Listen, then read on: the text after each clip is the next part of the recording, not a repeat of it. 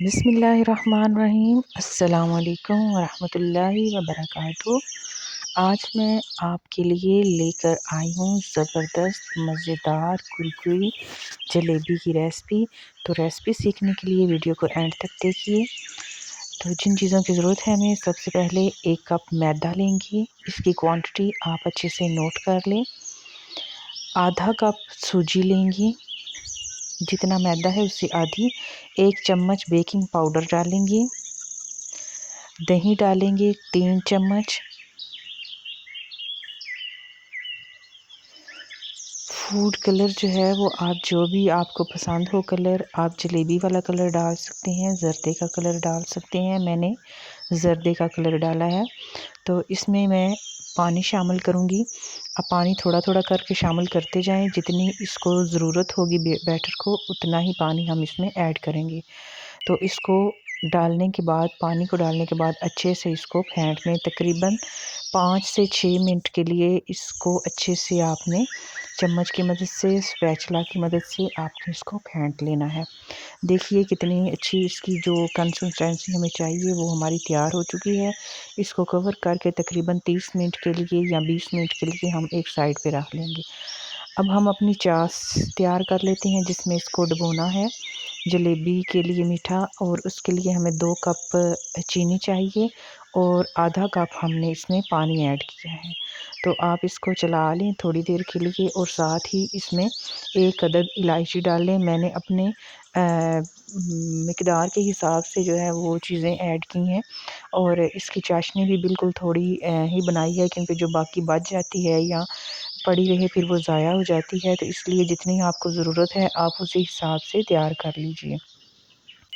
چاشنی میں جب ہلکا ہلکا تار نہیں لے کے آنی، جب گاڑھی ہونے لگے، چپکنے لگے ہاتھ سے، تو چاشنی ہماری تیار ہو جائے گی۔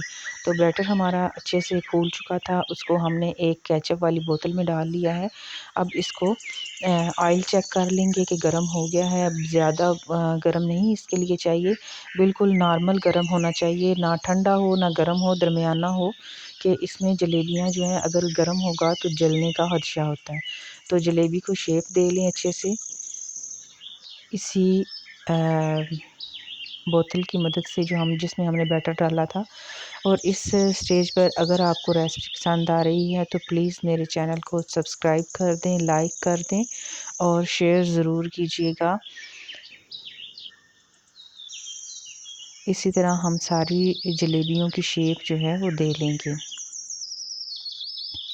اور ایک بات کا آپ نے دھیان رکھنا ہے کہ جب آپ شیپ دینے لگیں تو تھوڑا تھوڑا فاصلہ جو ہے اس میں چھوڑتے جائیں، کیونکہ پھر یہ اکٹھی ہو جائیں گی تو وہ جلیبی کی شیپ نہیں ہوگی، وہ ٹکی کی طرح کا بن جائے گا، تو وہ زیادہ اچھا نہیں آئے گا۔ اور آنچ آپ نے بالکل ہلکی رکھنی ہے، اور اس کو ڈالنے کے بعد اس کو تقریباً چھوڑ دینا ہے 3 سے 4 منٹ کے لیے، بالکل چھوڑ دیں تاکہ ایک سائڈ سے اچھے سے یہ کرکری ہو جائے۔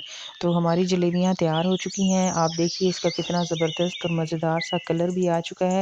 اس کو آئل میں سے نکال لیں گے، آئل اس کا نچوڑ لیں گے، اور اس کو جو ہم نے شیرہ تیار کیا تھا، اس کی چاشنی تیار کی تھی، اس کے اندر ڈپ کر دیں گے۔ تقریباً آپ نے 10 سے 15 سیکنڈ کے لیے صرف اس کو ڈپ کرنا ہے، اور جو چاشنی ہے وہ اس کے اندر تک چلی جائے گی۔ اسی طرح باقی جلیبیوں کو بھی ہم اس میں ڈال کے چاشنی میں ڈال لیں گے، اور 15 سیکنڈ کے لیے ڈبو کے رکھیں گے اور پھر نکال لیں گے۔